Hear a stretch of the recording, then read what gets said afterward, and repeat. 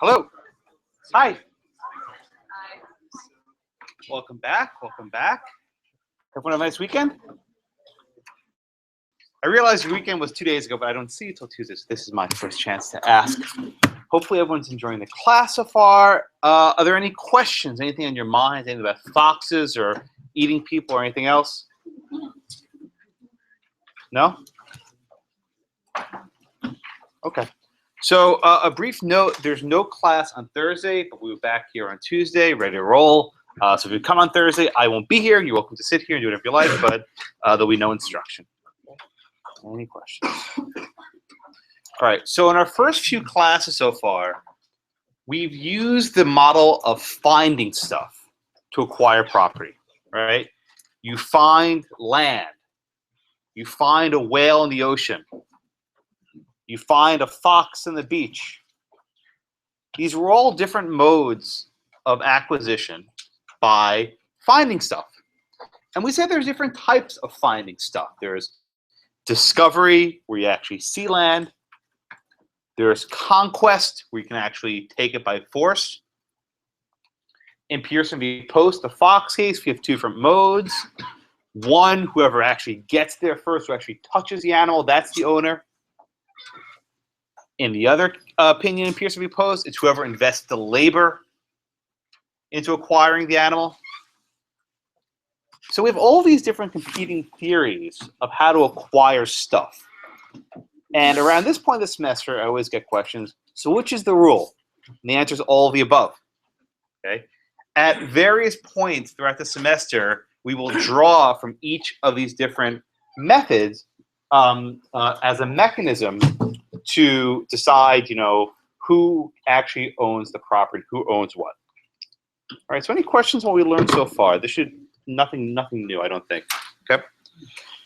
So our discussion for today continues the idea of the rule of capture, and we will briefly discuss how to acquire minerals in the ground as well as water. And then we will move on to how do you acquire stuff by creating it. And even though you're creating something with your mind, you're still using resources that you take from the commons, whether it's you're taking a piece of paper and writing on it, whether you're taking a fabric and cutting into a piece of clothing, whatever it is, right? You're taking stuff from the commons and you are making it into your own thing.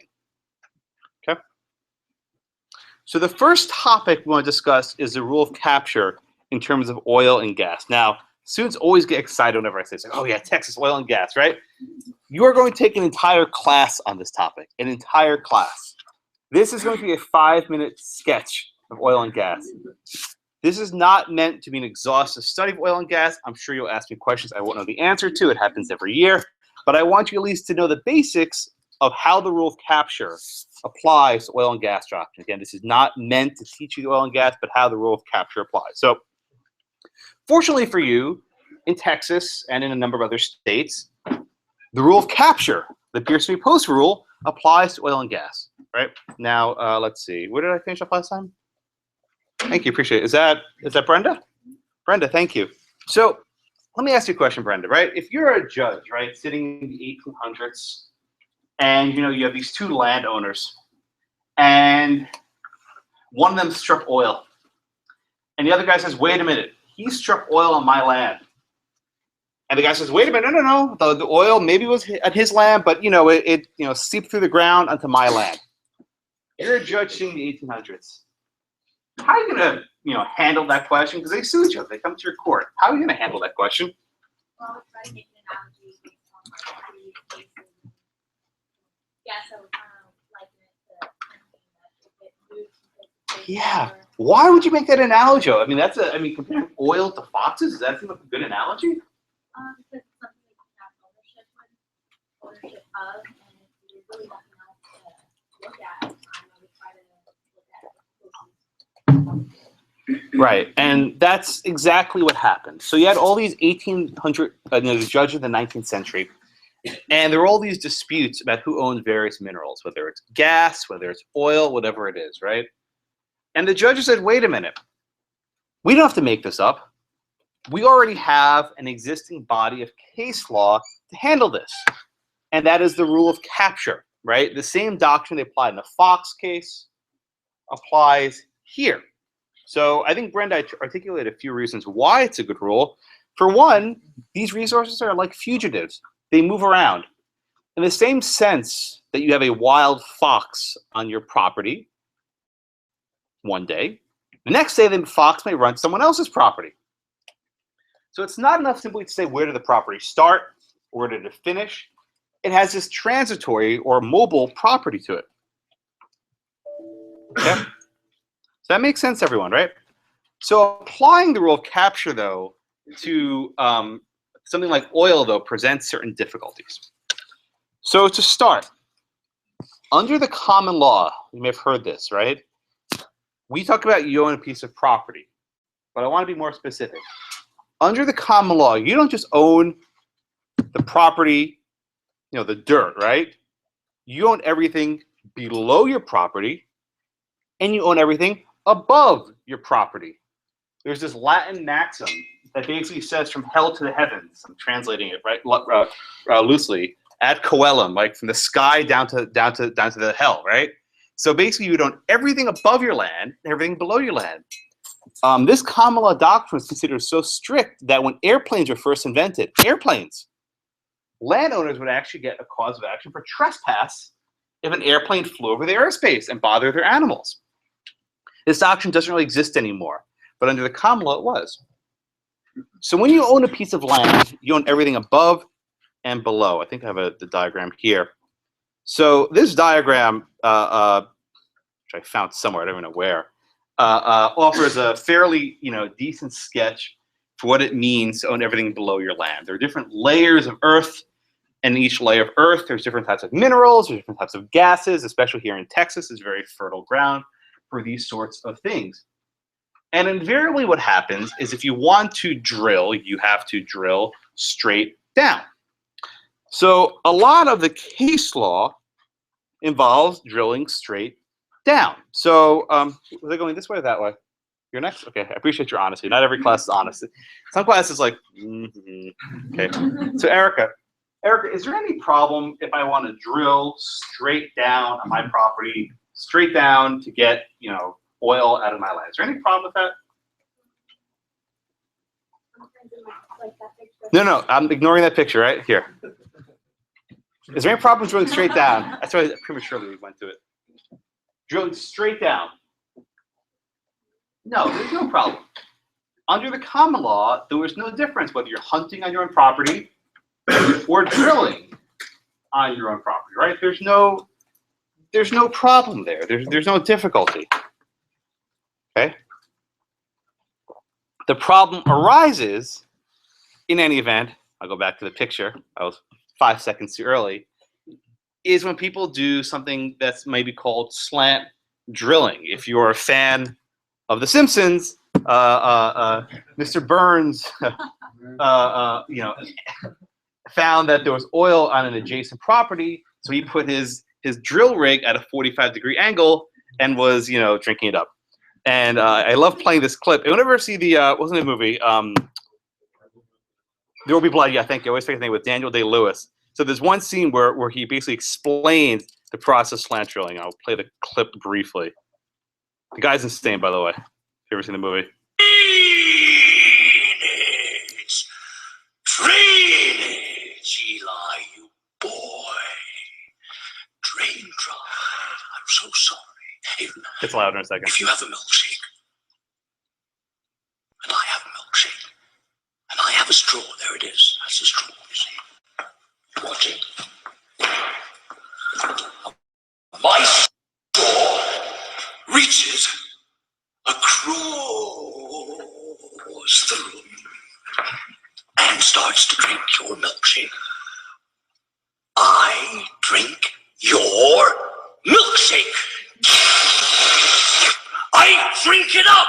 Don't bully me, Daniel. Okay, you get the picture, right? No milkshakes bring boys to the yard. So the issue there is what happens when the drilling begins going down in your land, and then it cuts across onto someone else's land. And this is sort of foundational dispute. because if you apply the straight rule of capture, well, who gets to it first, right? But there's also the issue of property. So the book offers a couple different hypotheticals. And what makes it complicated for your notes is that it gives a common law rule, which was invariably overruled. So you're going to ask me, which is a valid rule? It depends on a state-by-state basis. So you'll need to at least understand both. So the first example they give is what happens if there's a huge pool of oil that sits underneath two pieces of property. There was a footnote in the book which describes Iraq and Kuwait, two countries that border, and there was this massive reserve of oil that was underneath both properties. So this isn't drilling on a slant. You can go straight down and tap this massive pool of oil. So is that Julia? Yeah. Julia, what's one possible rule if there's a huge shared pool of oil underneath a piece of property? What's one possible rule that could be applied? So what if Julia, you start drilling today and Erica starts drilling tomorrow? Whose property is it? I guess it's fine because I started first. Okay. So there's one possible rule, right? Is that whoever gets there first now owns the entire pool. But is it Veronica? Okay, Veronica? What's another possible rule? I mean, the oil is under both of their properties. Neither one has a better property claim to it.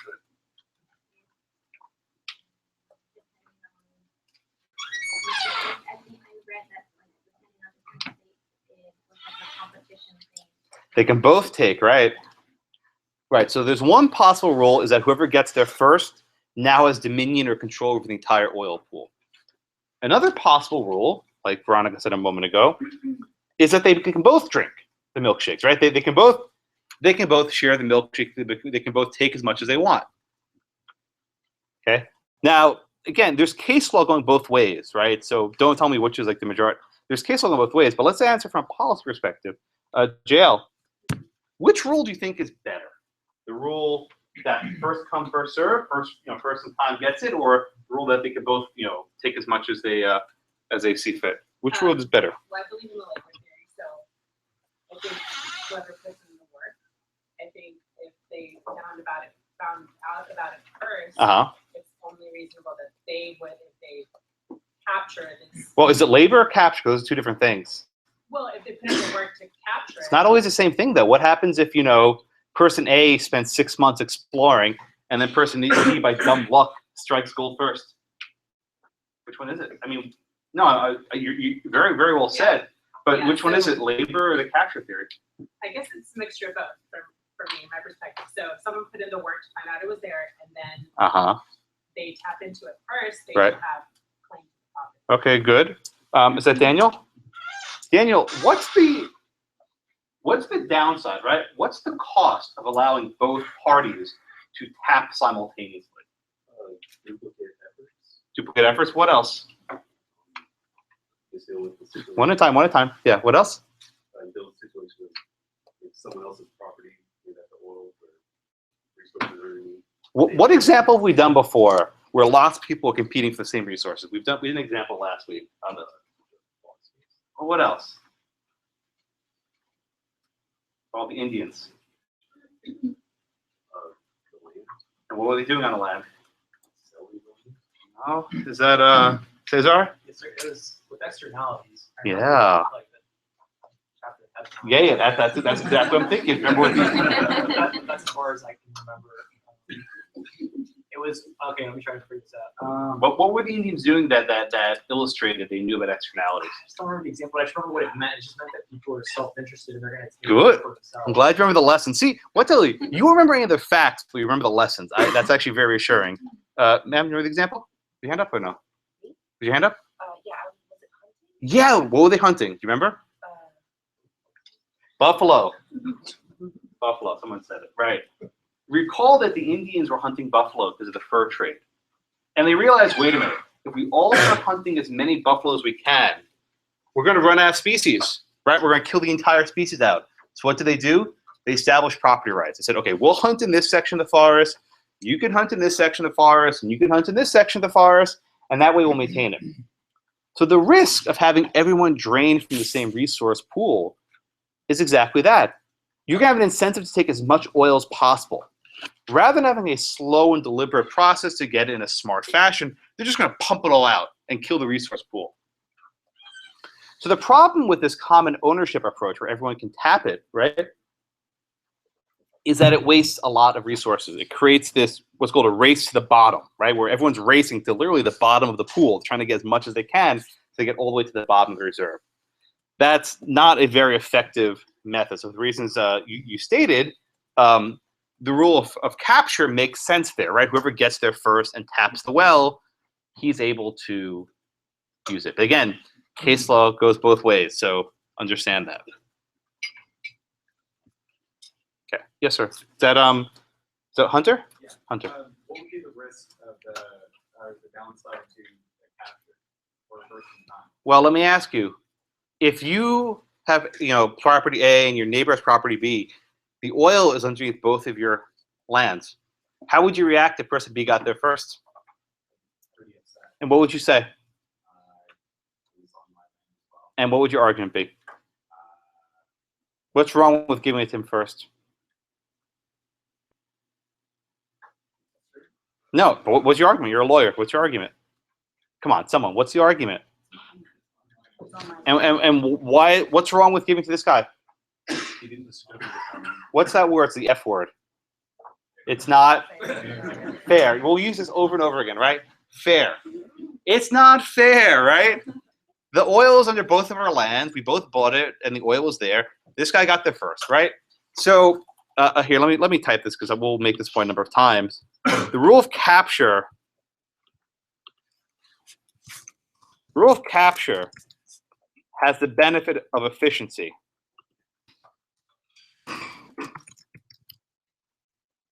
Right, the rule of capture, the benefit is efficiency.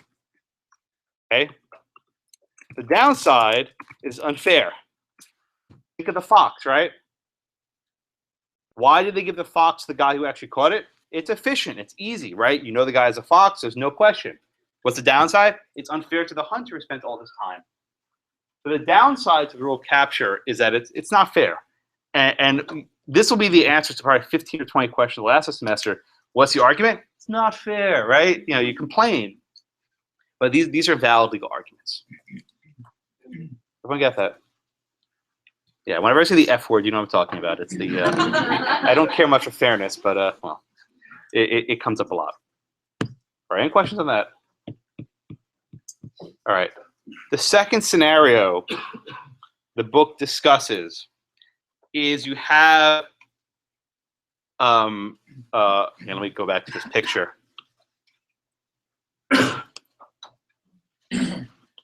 Is you have a situation where the oil reserve starts on one property and drifts onto the second, like it sort of slopes downward. Okay? Generally speaking, you are not allowed to drill on the slant, the so-called Mr. Burns approach, right? This is prohibited. You're not supposed to be able to suck oil from someone else's land. So this sort of slant drilling is prohibited.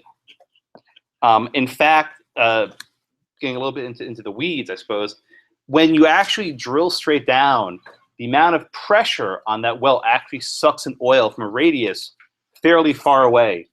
So actually, Texas law limits how far of a radius you can suck from. Because you can imagine, right, you just put this thing straight down, and you're sucking from the property next door.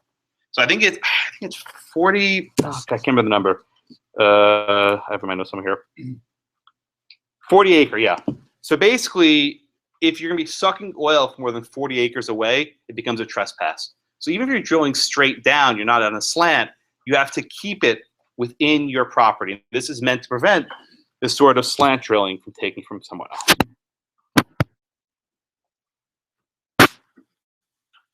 Okay. Any questions on that? Yes, where is that? I'm sorry? Where is that? I'm sorry. Where is prohibited, that horizontal grading? I probably missed it. Where is it? Yeah. What do you mean where? In general, all states. Yeah, no, that's pretty general. Yeah, you can't. It's a trespass. Think about it, right? If I walk onto your property and start hunting foxes, I'm committing a trespass. It's a very similar doctrine. If you drill straight down, then you put it at a slant onto on someone else's border, that's considered a trespass. You can't do that.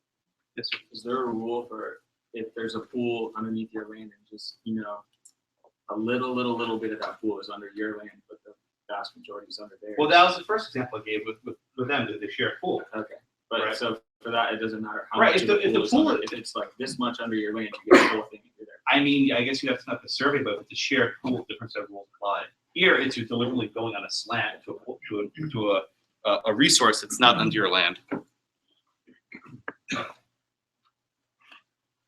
Everyone get that? Any questions on that? All right, that's all I want to talk about oil. You'll take a mandatory class on this later in law school. You'll learn a lot more than you will here, but at least you understand how the rule of capture applies. I figure I'm drinking it, right? So the second topic for the rule of capture is water. And you may not think much about water, but if you're a frontiersman, a person living on the frontier in the West, water is your lifeblood. I mean, this is what makes civilization work. What's happening in Flint, Michigan now, when you don't have water, your society crumbles very, very quickly. So water generally, comes from the sky, right? From rain, but it's generally found in what we call aquifers. These are these stores of water underneath the ground. And the English rule, the rule that exists in England, was basically you could take whatever you want, doesn't matter. The reason why was because England had ample sources of water. They had more than they could possibly need. But in the Americas, in their various climates, they don't always have enough water. So different doctrines emerge to handle the scarcity of water. So one rule that developed was called the American rule of water. And this is effectively a modified rule of capture. What do I mean that's modified? Whoever gets there first keeps it. However, you can only use the water reasonably. You can't waste it. Now, what does that mean? Well, if a court finds that using the water in a manner that's detrimental to others, they can actually enjoin your use. This is a very fluid rule, no pun intended, right? It doesn't have very strict rules, and what reasonable means is up to debate. The eastern states where water was abundant adopted this American rule. Okay, most of the western states, Texas among others, couldn't go with this American rule because it allowed for too much waste. So they adopted what's sometimes called the Western rule, or there are different names for it. Okay. And in the Western rule, it's not merely a question of first in time. It's a matter of who's putting the water to the most beneficial use. Right? You have to capture it first and put some sort of beneficial use in order to keep it. So it's not merely whether you're wasting it, it's who's actually putting some sort of beneficial use. So you can actually have situations where someone may get there first, and then a court determines that they're wasting the water, and then the court orders, no, you have to share it with other people. You can't divert the stream, or whatever it happens to be. Again, these are very loose rules. I don't pretend to be an expert on what's called riparian. Riparian refers to water law. I don't pretend to be an expert on riparian law, but in many states, the rule of capture does apply to who gets there first. Any questions on water law? I don't really have much to say about that. If you ever meet a water law professor, they love telling you how the world ends without water. There are entire books on this area. The Romans had sophisticated water laws. They had these aqueducts that would transfer water from the mountains to the cities. It was remarkable, their infrastructure, but we don't have much of that today. All right, any other questions on capture? We're going to move on from this topic. Yes, that's, let's see, is that Rachel? Madison. Oh, one off. Yeah, Madison. Okay, thank you. Relating to the water, is the Eastern state rule similar to the English rule? It's similar with the modified caveat of reasonableness. The English rule has no reasonableness. The English rule, you take whatever you want if you get there first, doesn't matter. The Eastern rule says you can take whatever you want if you get there first, but it has to be reasonable. And then the Western rule adds the caveat of beneficial. So it's not just reasonable, it has to be actually benefiting, the public. which is much more stringent. And in many Western states, they often have severe shortages of water. There are droughts in California every 5 minutes. Any other questions on capture? Water, gas, oil? Okay. Let's move on to the next unit. Oh, yes, sir. Okay, so let's say there's a pocket of oil under someone's leg, just their leg, and ground shifts, and like 90% of it goes to another piece of land. And do they still have like a substantial title over it, or do they just lose a lot of title? Let me ask you a question. If you have a herd of foxes, I know this sounds stupid, but this is actually the analogy. If you have a herd of foxes in your land, and there's an earthquake, and the foxes run, 90% of them run to your neighbor, the foxes are, did you breed them? Foxes are wild animals, that's the entire point. Okay. You don't breed oil either. Both oil and foxes are like considered wild animals, the fairy naturate. Okay. So what's the answer? Right. The only difference is you can't have 90% of a fox, right?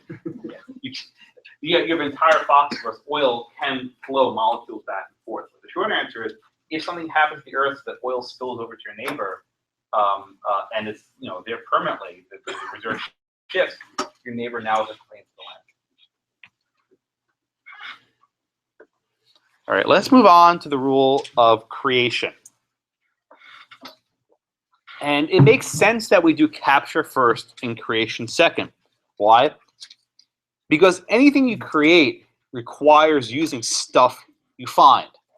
Whether you're, making an invention out of wood, you have to chop down the tree. Whether you're making some sort of a food product, well, you have to kill an animal. Whether you're making a newspaper, well, you have to actually gather news from the world and put it into your newspaper, right? Everything you do is based on stuff you find in the commons. Even something as simple as, if you want to sing a song, right? If you want to write a song, the notes you put in there very likely came from a song you've heard in the past. It's very rare that people make up anything original, right? It's based on some theme or whatever. So everything you do is based on something else. And there's really nothing wrong with that, right? Everything we write, everything we study is based on stuff we learn. Our entire method of civilization is taking old stuff and repurposing it to new stuff. There's nothing new under the sun. As you get older, you realize this very quickly. Nothing's new. Nothing's original. Everything's happened before. So the first case I want to discuss is the International News Service versus the Associated Press. And this was a case from the early 20th century involving this new idea of having international news services that can take news from across the ocean, transport it over the sea, and put into the newspaper. Today we take so for granted the fact that within 1 second we can check Twitter and whatever, we can see anything going on around the world. But for most of the world history, it will take weeks, if not months, for news from England to come to the United States. It's a funny note. We always say we declared independence on July 4th. King George didn't find out until a month later, because that's how long it took news to get there. Funny note, though, in his journal for that day, he didn't even make note of that. He learned that news wasn't too important for him. So in the early 20th century, with the advent of telegraphs, there was a new world and a new possibility of sharing information. And there were two competitors, not the only ones, there were two main competitors, the International News Service and the Associated Press. So is that Josh? Yes, sir. I should remember your name soon. Okay, so Josh, what was the dispute here? What was INS doing that so frustrated the Associated Press? Well, besides the bribing, there's No, that's what I'm talking about. Listen, what did they do? Yeah. most the greatest thing they did was bribe their employees to get the news. Okay. And, they induced AP members to violate his bylaws, which again kind of sounds like right. Yeah. But then also they copied their news bulletins. So once AP had put out the news, INS just went in there, got their news, and made it their news. Okay, good. So you can see what's happening here, right? Yeah. The Associated Press was part of this worldwide organization of news. And they didn't actually have reporters in Europe, but there were linked to reporters in Europe who would report on the news from World War I and send it on the telegraph back to New York. And as soon as the information was, sent by the telegraph back east, the Associated Press reportedly said, the INS reportedly said, okay, we want it. So they would apparently bribe the members of the AP. They would, copy news off their bulletins. And then if you believe the allegations in the case, which aren't true, but if you believe these allegations in the case, what would happen? They would then dial back, quickly rewrite articles. They wouldn't copy them verbatim, but they would take the news, they would write new articles, and then they would telegraph them to the West Coast. And because of the difference of the Earth's rotation, as the opinion says, there are time differences, they could actually make the morning edition in San Francisco or Los Angeles with all the news of the AP because they had a 3-hour head start. By the way, does anyone know why the time zones were created?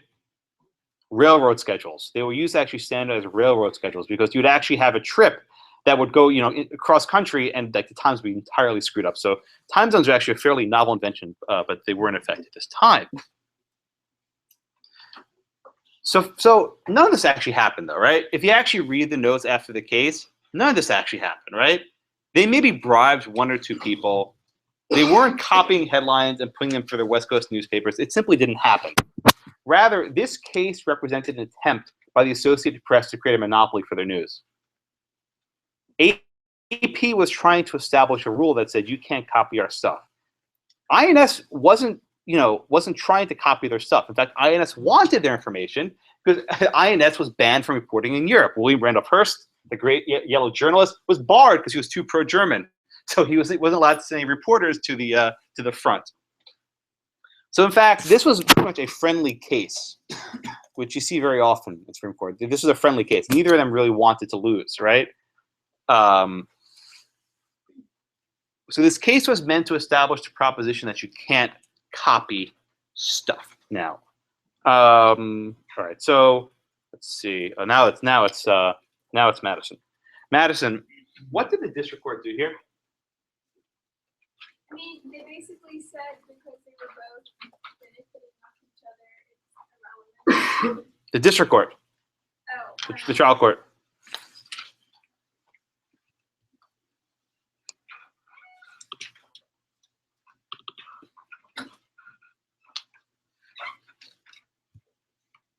The trial court granted approval of Associated Press on its first allegations. And what about in the third one? On the third one, they refused to because restrained INS practices.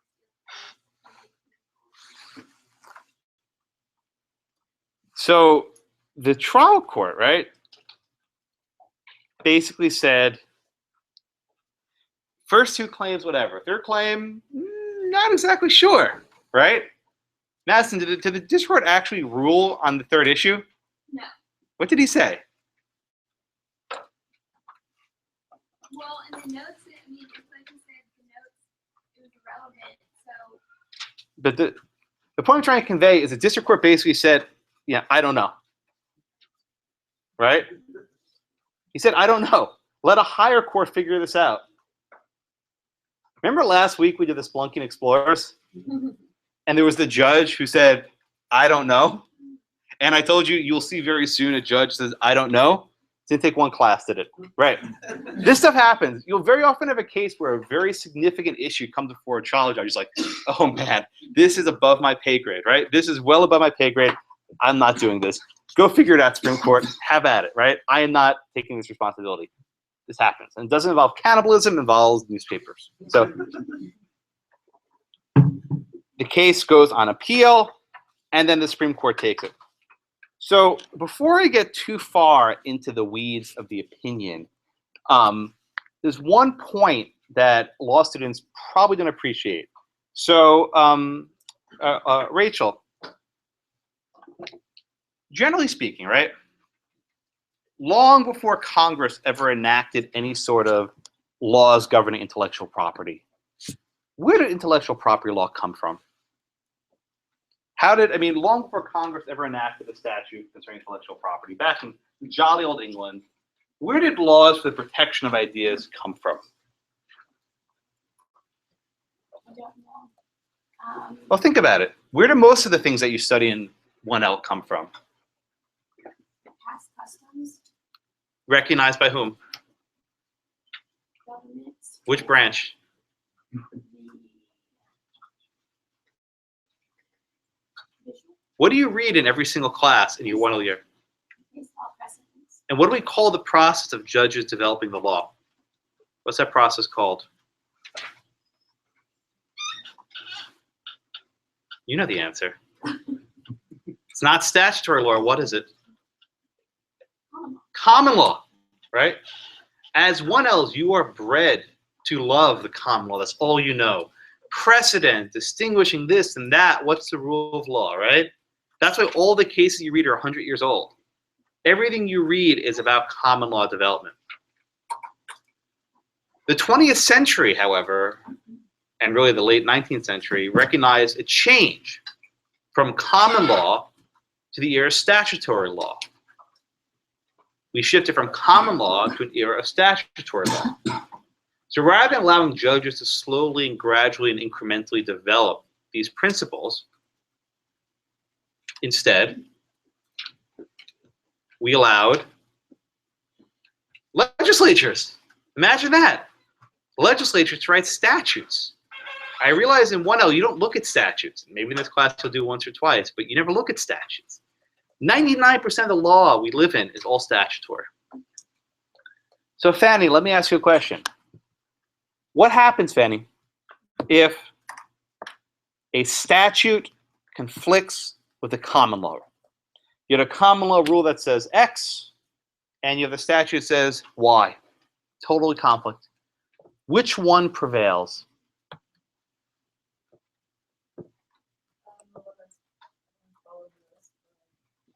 Oh, I love that answer. Now, this one's so easy.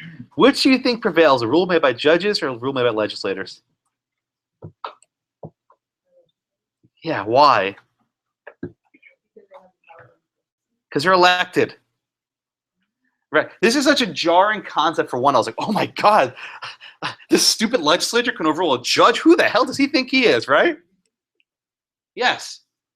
A conflict between a statute and the common law, the statute prevails. Again, I realize this is a jarring concept to us 1L students that anything happens. But think about it, right? You have a common law contracts case, and you have the UCC. Which prevails? Well, the UCC is going to prevail. You have a common law tort, and then you have the restatement second, which redefines that tort. Well, now the restatement second prevails, right? Statutes trump common law. No dispute here. Everyone with me so far? I realize that's a scary concept to law students, but it's true. Judges don't have every answer. So is that Karaima? Karaima, did Congress enact any sort of legislation concerning intellectual property in this case? Was there any law passed by Congress?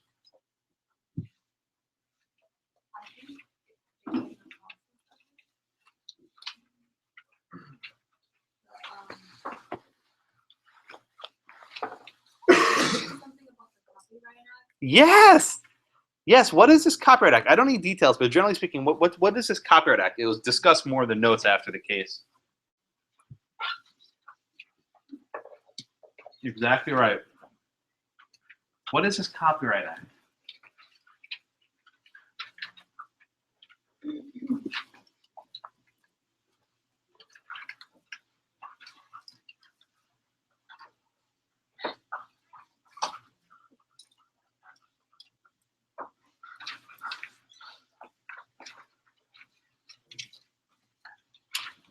Anyone? What is this Copyright Act? Oh, you're next, Prairie. Perfect. Yeah, Jonathan. I imagine isn't the Copyright Act kind of like it protects from people reproducing their work? Yeah, right. We'll do this in a few minutes. But under the Copyright Act, if you create some sort of original work, whether it's a play or a book or a song or something that you create, right? A literary work, an act of theater, there's a number of categories, right? You can seek protection from the government by filing for a copyright. And if this copyright is obtained, and then someone rips it off, you can sue them. So Congress has provided for a mechanism to protect literary works, such as a newspaper article. Okay. Now, is that Jessica? Yes. Jessica, in this case, did the Associated Press ever file for copyright for their articles? With the phone books. Well, we didn't sign that one, yeah. Yes. I remember the discussion between what is factual actually is not appropriable. It's not a copyright, but whatever is changed in the narrative and how it's structured, that would be part of copyright. But answer this question. Did the Associated Press copyright every single story they publish? Because they publish a new story every day. Did they go through the effort of filing for a copyright of the government every single time? No. Why do they not file for a copyright every time they publish an article? Well, it's impractical and infeasible probably to actually go through an administrative process Exactly. to copyright everything. It's an administrative process, right? You have to file paperwork, send a letter to Washington D.C. All this, file fees. They're publishing an article every day, right? They did not have the means. They did not have the means to actually, go through this. It would be an absolute waste of time. Because what happens is that Serenity, after one day, does anyone care about the story anymore? No. Why not? On to the next. Exactly right. After the first day it's published, no one even cares about it anymore because it's old news. So there's really no point in bothering to go through the copyright procedure because after 24 hours, the story is irrelevant. You're on to the next story. Okay. So Bianca, in theory, though, could they copyright a story? Could they copyright an article? In theory, at least. They didn't. They did not copyright it, right? So what's their problem? Why are they complaining in court? Right, but Congress put out a procedure. They said if you want to protect your work, you have to file for a copyright. And they didn't do it. So why are they complaining? They didn't do what they were supposed to. It's not fair, the F word, right? They're saying it's not fair. And herein lies the difficult aspect of this case. Congress spelled out a specific process to protect copyrighted works. They could have filed for a copyright, but they chose not to, for whatever reason. Right? It was expensive, it was time. So instead of doing what Congress said, they went to court. And what they sought from the court was a special common law remedy. A common law remedy which disregards the Copyright Act. So I said 5 minutes earlier, right, when you have a statute and you have a common law rule and there's a conflict, the statute prevails. This case is wrong. It is emphatically wrong. In fact, there's a decision afterwards, it's a decision by Justice, I won't call him Justice, but Judge Learned Hand. You may remember from the Hand formula, Judge Hand was probably the greatest judge never to sit in the Supreme Court. He was a Second Circuit judge in New York for decades. And he was a brilliant jurist, but he never quite made it to the court. Judge Hand had a decision in 1930 called Cheney Brothers versus Doris Silk Corp. It's a note after the case. And I'll summarize the facts, so they give only a little bit. But you had a manufacturer of fabrics. I'll get to you in a second. You had a manufacturer of fabrics. And every year they would make a different number of designs. And one of them would become very popular. And then, of course, what happens when one fabric becomes popular, everyone rips it off, right? If you ever go to Target or whatever, you always have the rip-off of the fashion of the season. So the people who made these fabrics said, listen, we want a court to stop them from ripping off our fabrics, making similar designs. And the court said, we're sorry, the Copyright Act does not permit registering of fabrics, right? You can't register a fabric pattern in the Copyright Act. Because the statute does not allow it, we as judges have no power. Judge Hand basically said, INSVAP, they were wrong. Judges lack the power to fashion common law remedies for intellectual property. Let me say that again. Judge Hand said, judges lack the power to create common law remedies for IP issues, for intellectual property issues. Judge Hand basically said, Supreme Court was wrong. He said, we'll just limit the facts of the INS case to newspapers, but I'm not extending it any further. So basically, Judge Hand said, SCOTUS, you screwed up, right? You screwed up, SCOTUS. The case was appealed to the Supreme Court. Supreme Court denied review. They denied certiorari. Supreme Court was like, yeah, Hand was right. He had it. Yeah. By the way, you know what Learned Hand's actual first name was? This will break your heart. His name, anyone know? Billings. Learned was his middle name. Can you imagine? Your name is Billings Learned Hand, and you choose to go by Learned. You don't blame him. Okay. So he lived up to the name, I suppose. So what I want you first to understand about the INSVAP case is it's wrong. There's some good lessons to be learned, which is why it's in your book. But as a matter of statutory law, it's wrong. Courts cannot create common law remedies where Congress is legislated in that sphere. They can't. It's insane. The reasoning in his opinion is so poor. It still teaches good lessons, but the reasoning is absolutely wrong. I'm sorry, Pierce, you're waiting patiently. Right. Didn't he say that you can't actually copyright the news? You can't copyright an event? No, but you can copyright the article itself. Okay. You can't copyright the idea of, wow, yesterday Germany bombed England, but the words on the page that it's describing you could copyright. Okay. Right? I can't copyright, the fact that the Supreme Court did X, Y, Z, but if I write a book about it, my words, the way I arrange them, that can be copyrighted. But what's interesting in this case was that INS was not copying verbatim. So technically speaking, even if AP had copyrighted the words of the article, and then INS rephrased it and paraphrased it, there's still be no violation of the law, which makes the decision even more wrong. It's wrong on so many levels profoundly. I mean, you might like the results, and the result seems fine, but it's wrong. Yeah. Then is the copyright of Lexis their search engine? I'm sorry? Is the copyright of Lexis and Westlaw their search engine? To be able to actually find the case? Because it's basically... So what's interesting about cases, I'll mention this briefly, is that when the Supreme Court releases a case, it's in the public domain, right? It's public. But what Westlaw and Lexis do is they put headnotes. They put their own pagination. They put their own page numbering. And Lexis and Westlaw actually claim that because they put their own page numbering, their version of the opinions are now copyrightable. In fact, some states, and this is actually crazy, have actually said that their own codes, their own state laws are subject to copyright. They've basically given Lexis a monopoly on state laws. And Lexis actually sues people, try to publish. I think Georgia's one, I think maybe Oregon or Washington's the other. People actually try and publish for free state laws. There's actually a huge movement out, to free the law. The idea that law should not be owned by copyright by anyone. That if you're a citizen, you should know what the law is. But Lexis actually sues people who say, "Oh, whoop! See, that's our pagination. We put a page number there and a page number there. That's our copyright." It's like the phone book case, which I didn't ask you to read, but it's a similar type of idea.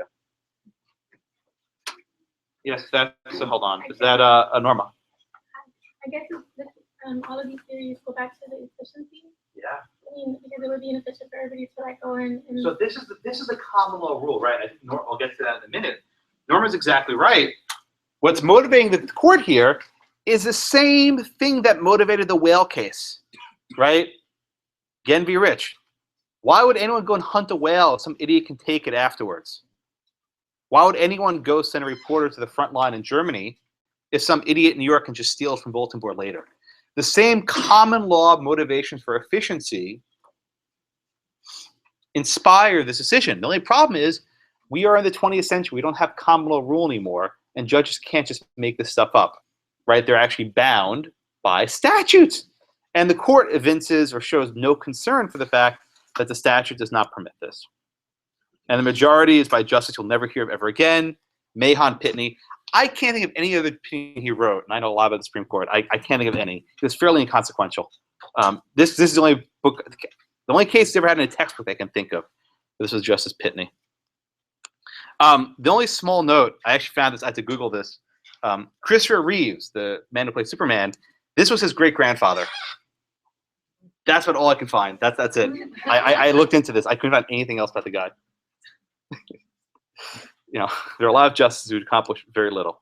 He was one of them. It's true. So let's Let's actually walk through the analysis. Okay, so granted the analysis is wrong, but let's actually walk through it because it teaches a few important lessons. I did you. Oh, yes, please. Is that Jessica? Yes, sorry. I'm a little bit confused, and I'm probably like flat wrong on this one, but since this is an injunction, Yeah. isn't this an equitable? Oh, I love that question, right? It's injunctions are cases in equity, not law, right? But even a case in equity has to apply statutes. Yes, but they kind of like decide like, okay, we're not gonna talk about this as a property, but as a fair competition. So it's kind of like by equity they decide this is So, a fair competition case. You're gonna make me talk about Erie. You realize that, right? Yeah. So this was actually before Erie Railroad v. Tompkins. So people hate Erie because they don't actually know what it means. You should study Erie in common law, not Civ Pro, but I'll leave that aside. Erie, why this case was so significant was in 1936, I think, was it eliminated federal common law. It eliminated the notion that judges through the court sitting in equity can make common law. Erie said no. Erie said we cannot make federal common law. This is not the power of judges. So while Erie was only, what year was this case, 1920 something?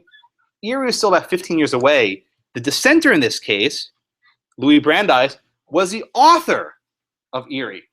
And you can see shades in his dissent of Erie saying, listen, we're judges. We're not supposed to be making up this common law rule. So even in this early stage, courts were still developing federal common law in the equitable fashion you said. 10 years later, that was formally repudiated with Erie. You didn't think that's what Erie, did you? People hate that case, but it's a very important case. Much more important than whatever diversity, tort, whatever stupid thing. That's the big thing at Erie, the elimination of federal common law. That's what really made the difference. The train track acts and whatever the heck it was, that's secondary. Again, I would teach Erie in common law, but students are so scarred with it by Civ Pro that I can't because they would have a coup. But I would teach it in common law. Okay. And just another note, Erie was decided in 1936 on the same day as other significant New Deal cases. You may not know what that means yet, but the same time that the court was basically ruling in favor of FDR and shifting power to the federal government, they also eliminated federal common law to take judges out of the role stopping federal expansion of powers, all connected at the same time in 1936 by Louis Brandeis. He was a consequential justice, the first Jewish justice of the court and the first Hispanic justice. Yes, respectfully, Justice. I'm sorry. Actually, Cardozo was. I'm sorry. I got my Jews confused. Cardozo, Benjamin Cardozo was a Portuguese Jew. He was the first Hispanic justice, and Brandeis was the second Jewish justice in the court. I get confused, but I was, with respect to Justice Sotomayor, she was not the first. Okay, so let's actually walk through the opinion itself. I'm up to now Samuel. Thank you, sir. Yep. Samuel. That's Samuel? Yes. Okay. Thank you, sir. So Samuel, is their property, according to the court, right? This is wrong, but according to the court, is there property in news? I didn't read it as the news itself. Okay. Like you said earlier, it was how they put it together, how they published it for people to read, not necessarily the story. Okay, good. So one of the first principles the court recognizes, right, is that you can't own the news in the sense that you own, there was a battle in Germany, right, or there was a bombing run in England, right? You can't own that news. But what you can own, what you can have a property right in, is writing about it, the story itself, right? The actual act of putting words on a piece of paper. Okay. So generally speaking, though, is that Adam? Yep. Adam, if there's something you have, some piece of property you have, and you don't want other people to use it, what's the easiest way of preventing people from using it? No, I'm not going there. You know something, right? And you don't want other people to copy you. What's the easiest way of preventing that from happening? Keep your mouth shut. Thank you, Adam. Exactly right. The last thing we tell Professor, keep his mouth shut, right? Keep your mouth shut. Loose lips sink ships, right? If you don't want someone to use your information, don't tell anyone, right? What's the problem with that methodology applied to newspapers? If you want to keep your news secret, just don't tell anyone. What's the problem there? They have no business. The newspaper is dependent on publishing your news. So then another question arises that Nancy, right? Does this interest in your property survive publication? In other words, after you've learned this information and decided to publish it in a newspaper, do you get to retain a property right even after it's been published to the public? Well, that's what INS argued. What did AP argue? Right? INS said, the competitor said, the only way they can keep this secret, the only way they can keep their property right is by keeping it secret. INS said, as long as they keep it secret in their own vaults, that's fine. But the second they publish it, it's to the world. So how does AP respond to that argument?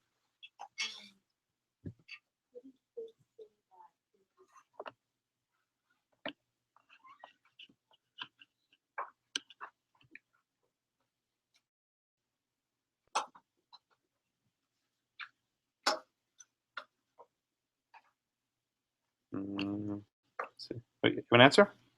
How does AP respond to the argument that the second you publish it, it loses all of its property-ishness?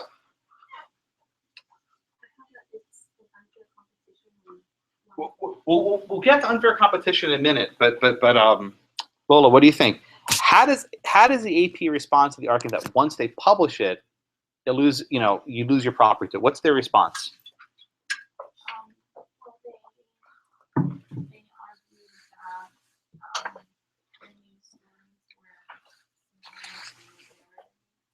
Okay.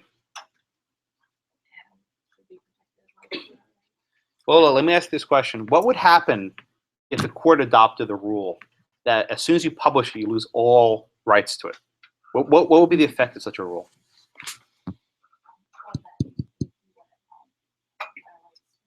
Well, yeah, but what would AP do if that was the rule? The court ruled against them.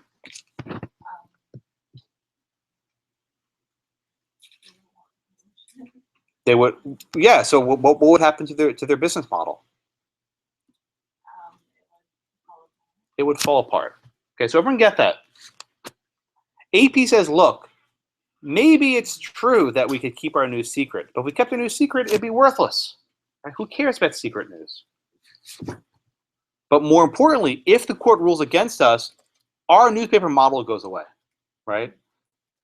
Why would we have the incentive to report on news if the competitor can simply just rip us off and copy us? Why would we have the incentive to send a reporter to the front line in Germany to report on the war if we can be copied and then some guy sitting in New York on a bulletin board can write the same newspaper article?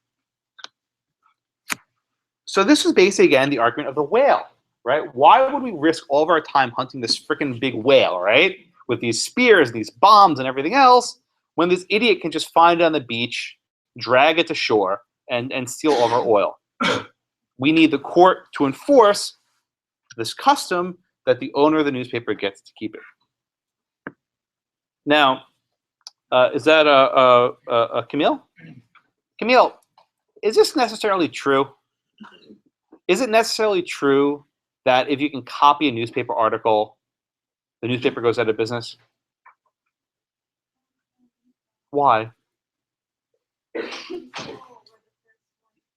What could the newspaper do instead of, asserting this monopoly? What have most newspapers done anyway? License it. Thank you. Exactly right. It's a lot of work standing at 5 in the morning, frantically copying from bulletin boards these articles and trying to get them across the wire. Why don't you just sell the Associated Press articles to others? That's exactly what their business model was, right? If you go to any newspaper, go to the Houston Chronicle, pick up today's paper if they actually still print them, right? Half of the papers be wire stories. They don't write most of the stuff. They get it from the AP, they get it from this, the UPI, they get it from Reuters. They're all these services, and they sell the articles. So this is not like the whale case, okay? Another reason why the case is wrong. This is not like the whale case. The market could figure this out. If there was actually such a significant cost of news gathering, they can recoup that cost by selling it to other people. And in fact, and this is mentioned in the notes, INS paid AP for cases They paid them for cases. That's why this was called a friendly case. They were actually business partners, right? They weren't really at odds. The entire case was AP trying to assert this right in case someone tried copying them. They could hold the Supreme Court decision over that saying, hey, you're copying our articles, we're going to sue you because the Supreme Court said so. So again, the premise of the opinion is also wrong. It's not like the whale case. The AP will still gather news even if some, podunk newspaper rips them off, right? They're still going to gather news, and they still do. I mean, this actually happens now. I mean, if any of you have any blogs or otherwise, how many times do you ever, quote from another article, and you put a block quote, a few paragraphs? Did you pay for a copyright for that? Did you get permission? In fact, there was a company called, what was it called, Right Haven or Fairhaven, and they went around basically suing bloggers for copying newspaper articles. And the court said, this is insane, right? This fair use, other things, but the courts ruled this is nuts. So decision's wrong. But in any event, the court holds that, well, there may not be a property interest in the news, but there's a quasi-property interest, a quasi, Q-U-A-S-I. Is that Samantha? Samantha, what is this quasi-property business? What does that even mean? That had to do with the actual work. What does quasi mean? Like Sort of or almost, right? So what is this quasi-property right they're talking about?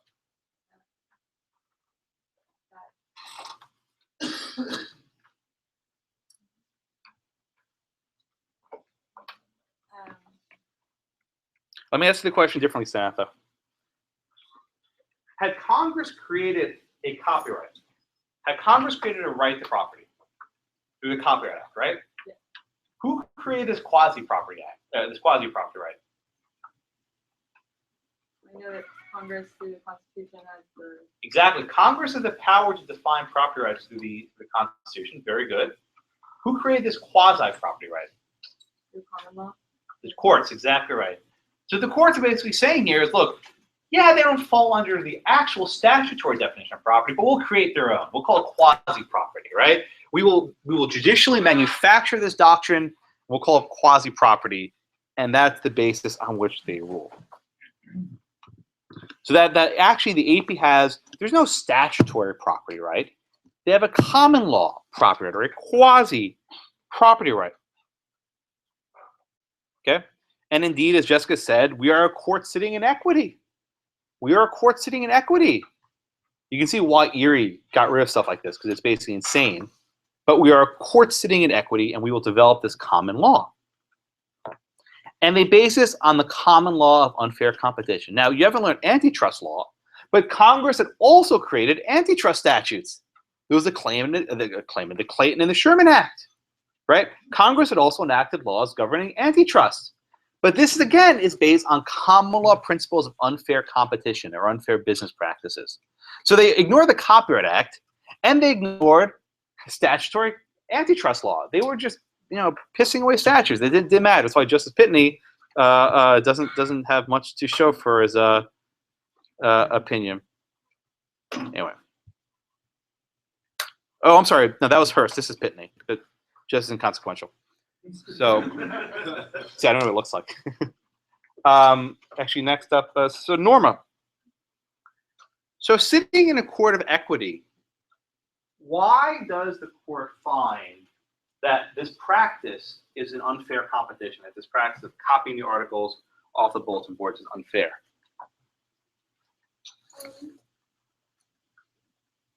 Basically, because this is because each national property right of the quasi property is somewhat related to the public. So they can't really compete against something that's not theirs. Okay, exactly right.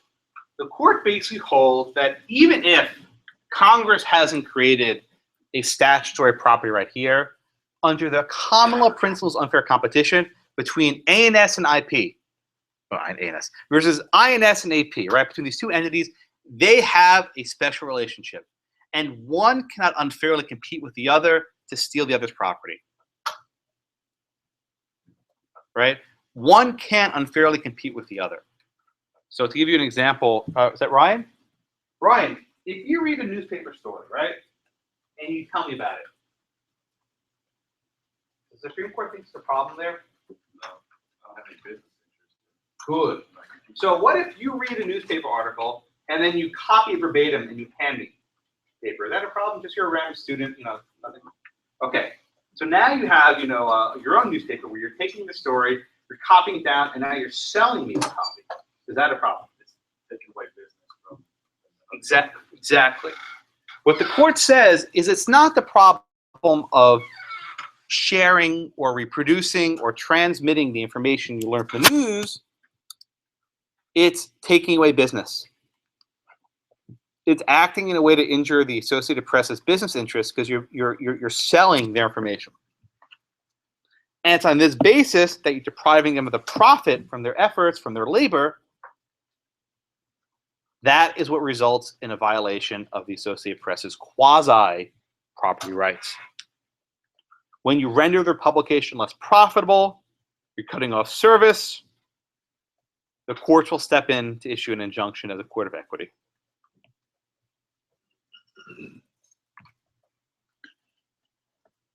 Okay.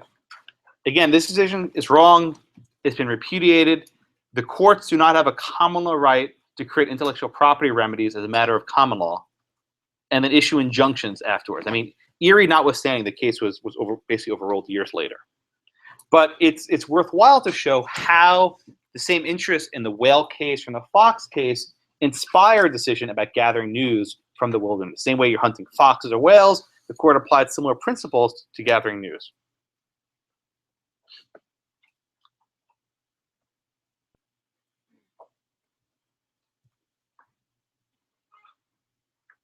Okay.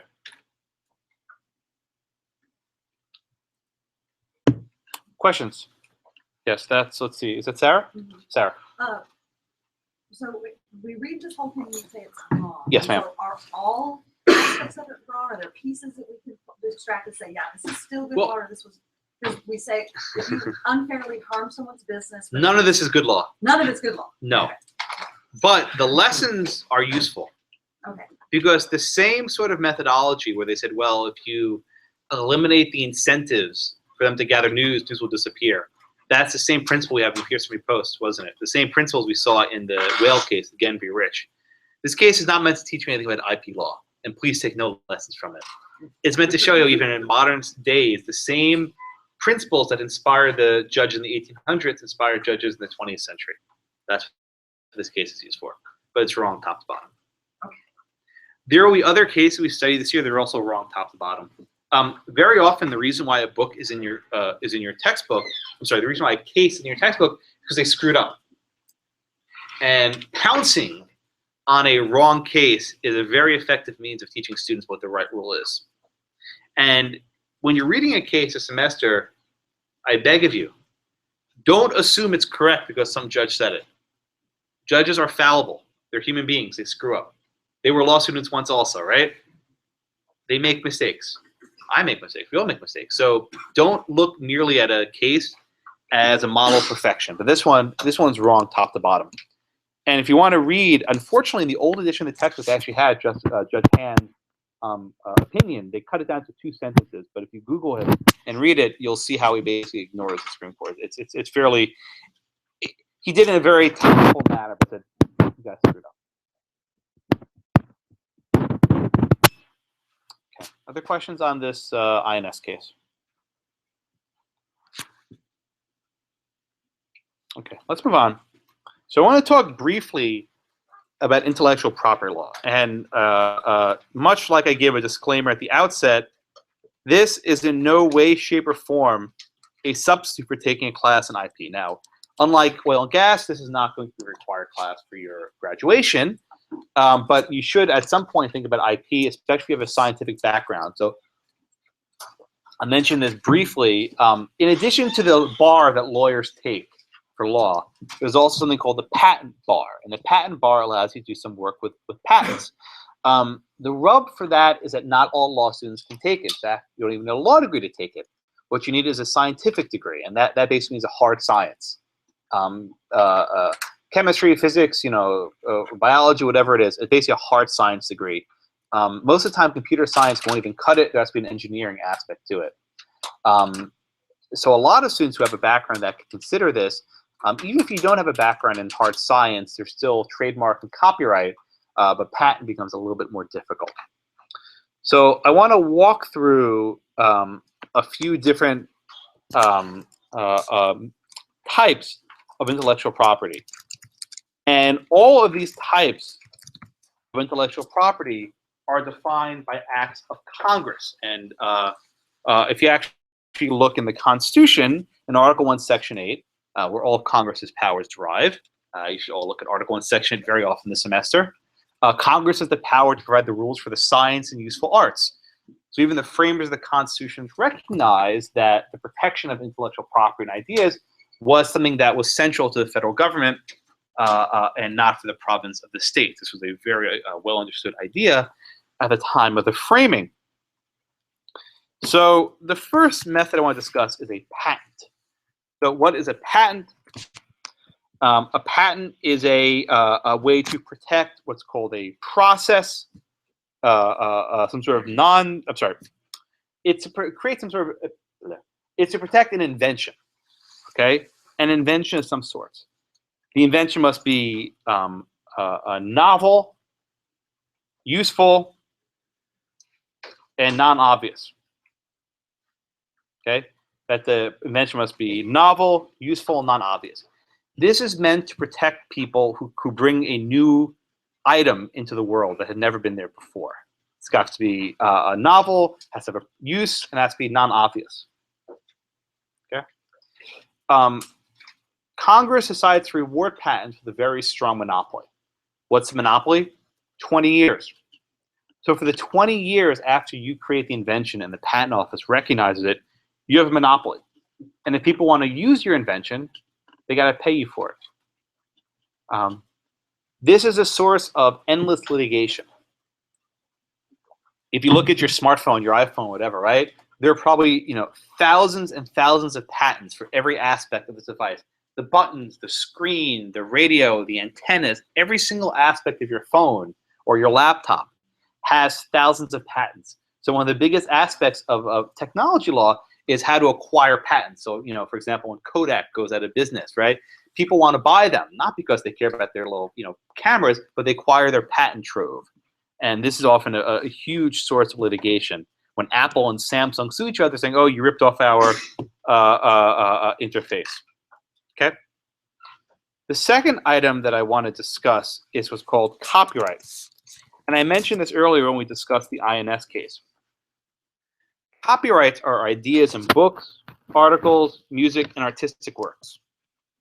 They're ideas in books, articles, music, and artistic works. Unlike a patent, which is some sort of a non-obvious, novel invention, copyrights are meant to reward literary and artistic inventions. So if I write a book, or if I record a song, or if I write lyrics, or if I create a movie, or something of that factor, you can copyright it. And that's protected by also a monopoly that people can't rip you off. The terms for copyrights are very long, and this is actually a subject of massive controversy, where for most copyrights, those after 1978, the copyright remains in effect for 70 years after the person's death. For 70 years after the person's death. And for a crazy example of how long this is, the Diary of Anne Frank, right, the Holocaust journal, the copyright on that book expired, I think, like a year or two ago, or maybe even this year. It's basically 70 years after a person's death. And actually, it was her father. They actually rigged it. So it wasn't even after Anne Frank died. Her father wrote the forward. So it was actually 7 years after his death he survived the Holocaust. So it was even longer. So this is a very long period of time. So even something like the Happy Birthday song, right, which you sing all the time, right? There was actually a claim that this was actually copyrighted, and then it would be someone's existence 7 years after death. And this was litigated up and down. So whatever. But old stuff, the Romeo and Juliet, whatever, Shakespeare has no more copyright. It's been too long. All right. The after patent copyright, Okay, the final form of IP I want to talk about is something called a trademark. And this is what you're commonly think of as a logo. So, if you ever see, the Apple, God, I have one right here, right? I'm a walking billboard. Actually, it's a funny story. Actually, I read this somewhere. I don't know if it's true. But Apple laptops were very often used on different TV shows and movies. And originally, the Apple was facing the other way, so that when you close it, the Apple is facing you. But someone at Apple had the genius idea of flipping it, so that when you open it up, it's facing right side up. If you actually look at the older laptops, it's flipped. So that was a genius idea of making the Apple logo visible. Or if you have, the Nike swoosh, the Volkswagen, the VW, whatever logo you want. So trademarks are words, names, symbols, or devices.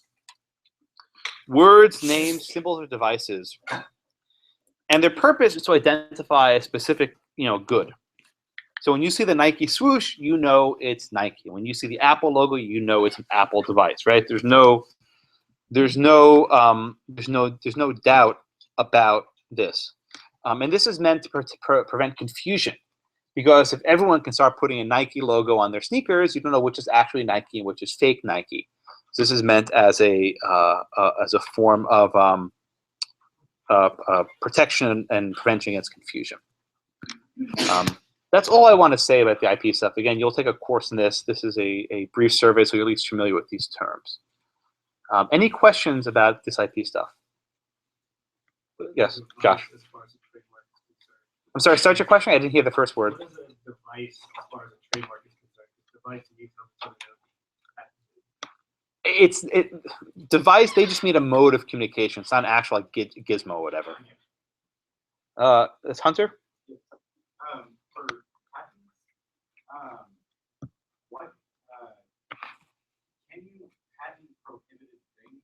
Because in the book, it states that you can actually patent like prohibited items or prohibited things that are prohibited. What do you mean prohibited? Prohibited by whom? Well, I don't know an example. I'm just saying, like in the book, it notes that you can actually patent things that are prohibited by law. I'm just wondering how that even works because the thing would already exist. So why would you patent it? And also, what's the point of patenting something that couldn't be made? Well, let me put it this way. Prohibited by law might be a variable thing. So, for example, could you or I manufacture certain types of, chemical weapons? No, it's illegal. Okay. What if you're a military contractor and you were contracted to build some sort of chemical weapons? Well, maybe you could patent something involved in that process. I don't know, but I assume in a bizarre situation it would be feasible. Right? You and I, we can't manufacture a machine gun, right? An automatic weapon. If you have the proper ATF licenses, you can. Okay, so then they could patent the automatic weapon. Other questions? Okay, I will not see you on Thursday. I'll see you next Tuesday. Have a great weekend, everyone. Thank you so much.